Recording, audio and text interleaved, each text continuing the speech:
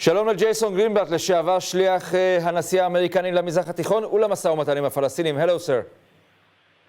Hello, Atilla. It's good to hear your voice. Hello from Riyadh. Thank you. Same here.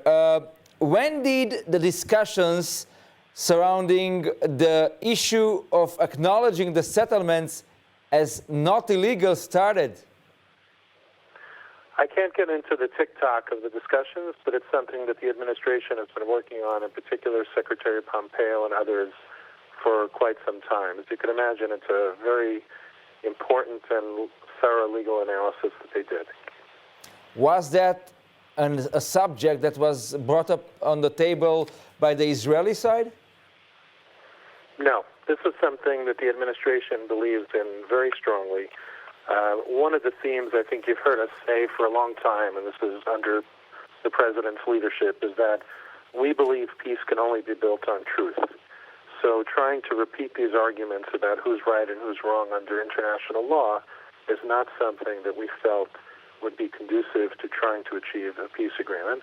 And obviously, as you could see from the decision, President Trump and the Trump administration decisively disagree with UN Security Council Resolution 2334, which President Obama permitted to pass, and we think that was a terrible, terrible resolution, and terrible that they let that resolution pass.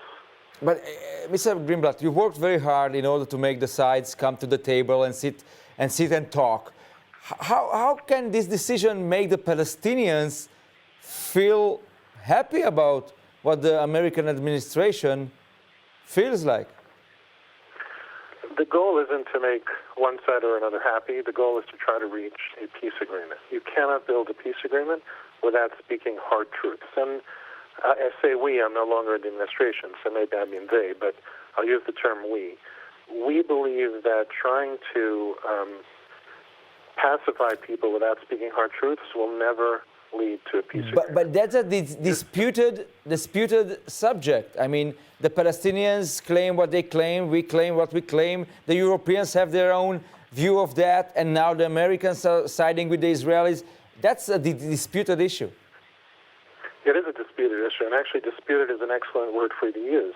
We don't like using the word occupied. We like using the word disputed. The land in question is disputed. People refer to it as occupied. It is disputed. And all we are saying is the dispute is going to have to be resolved between the Israelis and the Palestinians themselves. Resolutions at the UN are not going to achieve peace. European Union positions are not going to achieve peace. The American position may not achieve peace, but we believe that we have the right as a sovereign country to look at this issue and decide what we think is the right result. The right result, Secretary Pompeo decided, was to make clear that settlements are not illegal per se, despite the UN resolution. If I would ask you to write a script, right, for a movie, how would you write the situation in which the Palestinians are saying, all right, we are going back to the table after we know how the administration thinks? I think people are mistaken in that they think that what the administration thinks is going to make peace. What will only make peace are the Israelis and the Palestinians sitting down and working out all these very many complicated issues between the two of them. The U.S. has a right to take its positions, and in many cases, as you pointed out, we've supported the Israeli positions. But ultimately, the only thing that will achieve peace is the two sides sitting together. But use of the word occupation, the 2334, and the many other resolutions at the UN, which has been so terribly biased against Israel, in my opinion, drive peace further and further behind. They don't help bring the parties together, they push them further apart. You know, we've been waiting for the peace of the century to be put on the table. It's not happening. Lately, I've read that the president is, he doesn't like losers regarding the Israeli political situation, look, of course. We worked very hard for 3 years on putting together this peace proposal. I don't like using the term of the deal of the century. I think it's a term that somebody changed to become a pejorative, meaning a negative term. But I think the administration is waiting for the right time to put down the peace plan. There is no good time to put it down, but clearly in the midst of your government coalition, after a second election, not the right time to put it down. We'll see what happens, whether you're able to form a government or not, and then the administration, which I'm no longer part of, will make a decision. But I think it would be a shame if they don't lay down the vision, and then if we lay down the vision, I hope that the Israelis and the Palestinians will take it seriously, look at it. There's a lot of great things in there for both sides. There's a lot of compromises that both sides would have to make to reach a deal. But the deal is not going to be struck by this decision. What this decision does is, in my view, right a historical wrong, and I credit the Trump administration for doing that. Yeah, you already left the White House just recently, but you are still involved with the peace plan. What do you think is going to happen with it? Is it going to be something we can rely on? I spent a lot of time in the region, not just with Israelis and Palestinians, and now with Saudis, but I've spent a lot of time in Saudi Arabia, the Emirates, and so on. And the region has really touched my heart, it's touched my soul, and I hope that people take it seriously.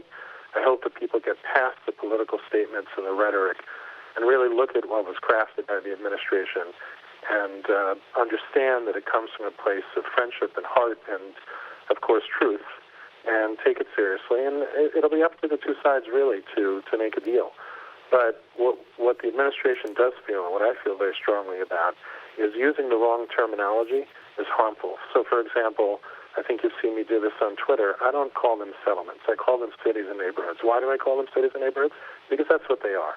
People use the term settlements now because it's a negative term, and it divides people on the issue. There's cities and neighborhoods, land that the Palestinians claim is theirs, the Israelis claim is theirs. But the only way an answer is going to come about as to whose land it might be. Yeah, but it's very favorable for the Israelis. It's less favorable for the Palestinians. But I'm guessing it's going to be a long discussion if you start it and open it again. I have one last question that is super important for the Israelis.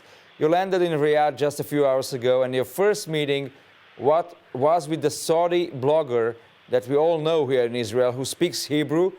And many people thought that maybe he's somebody who's putting up a mask or something. He's not real. And you can tell us this guy is real. No, he's definitely real. First of all, the meeting was not prearranged. I literally set it up as I touched down at the airport in Riyadh, so there's no way he cannot be real. I met him for coffee. We had a great discussion. He's a courageous young man. I give him a lot of credit. And I think more people should be doing what he's doing throughout the region. I think one of the biggest problems with this conflict is the societies are so far apart they don't talk to each other. That's going to make it very hard to achieve peace. But with people like him, when you talk to people, you can start to chip away at some of the stereotypes and the conflict and talk honestly and with raw emotion and try to work through the issues. So I give him a lot of credit, and I can tell you, based on my meeting with him, he seems very real and a very likable fellow. Okay, Jason Greenblatt, you are also very real. Thank you so much for talking with us from Riyadh. Thank you, Atilla. It's great to hear your voice. Lee Trowett. Same here. Thank you.